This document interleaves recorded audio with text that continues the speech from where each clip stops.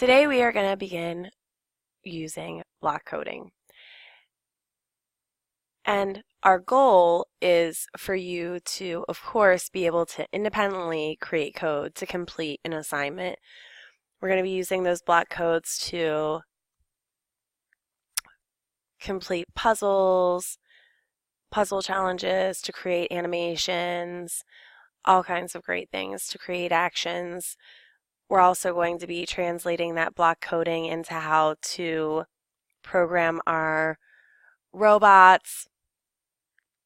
So our goal is to be a 3 where you can independently create code to complete the assignment. To be a 4, you can teach someone else to create that code using a variety of resources. So let's get started. We are going to start on Angel. Click on Angel. And we have our hour of code symbol back. Okay, I need to look for my grade level. I am first grade, so here is Mrs. Hinkle with the ears.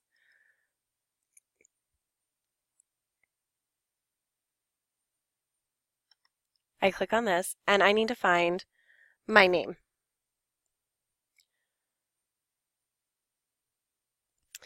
This is a list of all of the first graders, so you're going to have to find your name. And this is the best way to do it.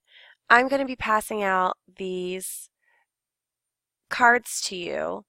At the top is the website, so you can visit at home. First grade, so we know we are in the first grade section. And then name. Whatever the first name here is, whether it's your first name or your last name, that's what you're going to look for on the computer. So even though this is the student's last name, that's what I'm going to look for on the computer because it's the first name listed here. So I'm going to click on that, and then I need to find my secret picture. So I'm the unicorn. The coloring is a little off, but I click on the unicorn. I have a partner at my computer. If you're working with someone today, then you would click on that. But if not, sign in. It's going to ask you for your age. You are 7, and continue.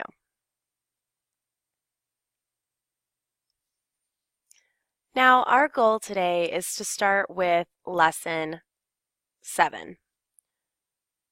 But if you start lesson 7 and it's a little hard, or you don't quite remember where we left off last year, it's okay to go back to 2 for the sequencing. I know it's been a year since some of you have used block coding for activities, so if you need to go back, you can. But for today's purposes, we are going to start with number 7.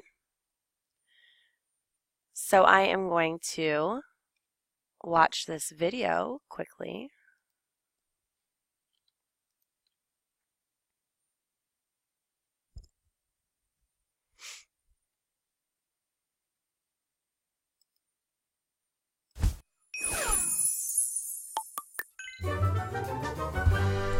Today, we're going to learn to program using a drag-and-drop language called Blockly. Blockly uses colorful instructions called blocks to build programs that you can use to solve puzzles. Under the hood, you're still creating code.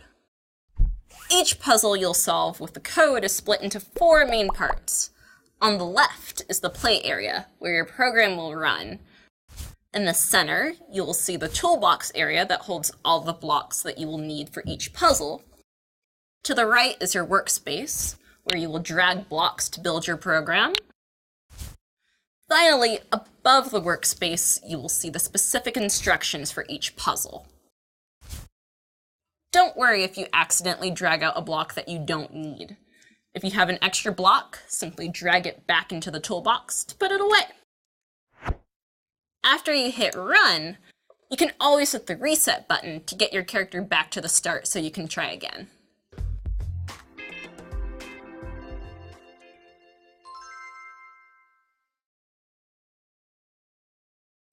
So we're going to click on the 1 to start lesson 7. And here's another video.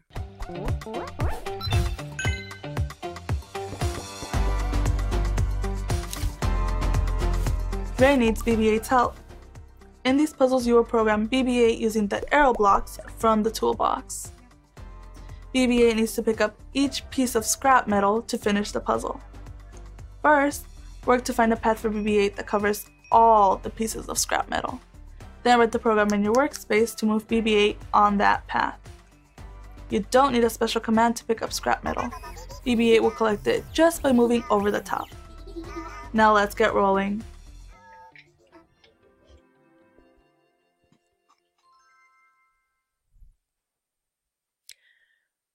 Okay, I'm done with watching the intro video.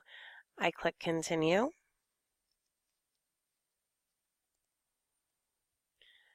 And up here there are directions. I can also listen to it by playing this. Go get the scrap metal, BB-8. Watch out for walls and crates. Scrap metal looks like this.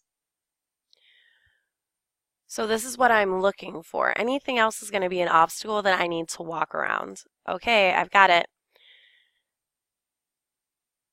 Now I need to decide which way I want to move. Am I going to go north, south, east, or west? I'm going to go east. So I'm going to definitely use this block, but how many times? 1, 2, 3. I need to land here. So I'm going to do 3. And to test my code, I press the run button. I completed that puzzle. Continue.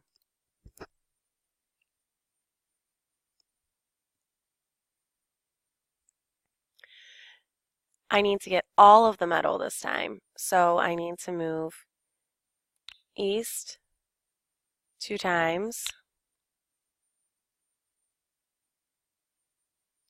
Actually, I need to go 3 times, so I'm going to use this repeat button. So remember, it will do it for you as many times as is coded here.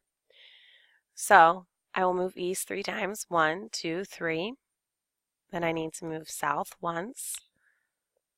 Oh, twice, 3 times. So now I can put the repeat 3 times south.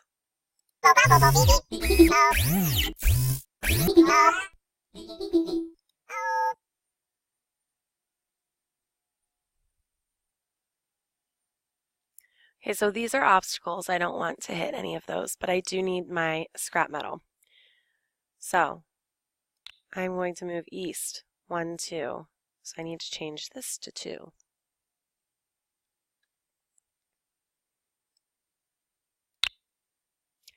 Then I need to move south 2.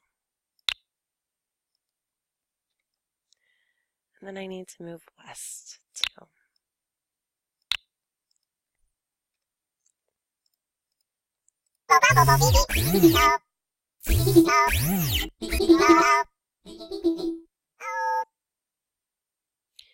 And as I go, the puzzles are going to get increasingly challenging.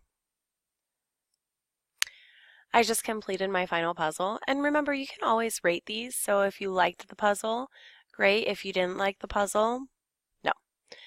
Continue. Now that I've finished my lesson, I'm on the race flag, finish flag.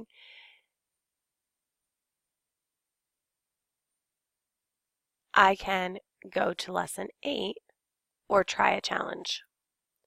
I'm going to go ahead and go to lesson 8.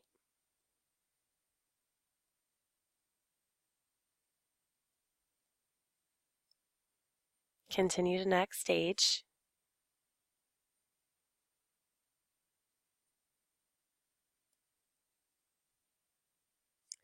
Some of you are going to be working with the Dash robots while the rest of us are coding on the computers. We're going to be taking turns. If you are at the Dash robots, you've been using them in class, you should be very familiar with the activity. So let's watch this quick video on our robotic friends.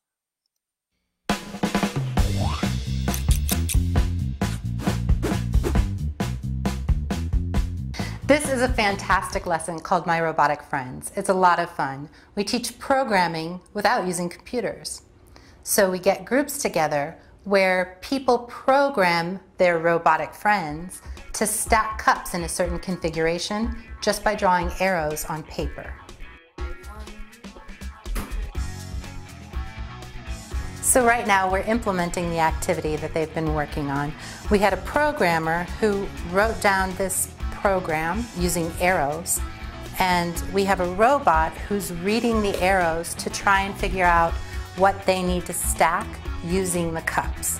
So she'll translate the arrows into specific movements to try and make one of these stacks.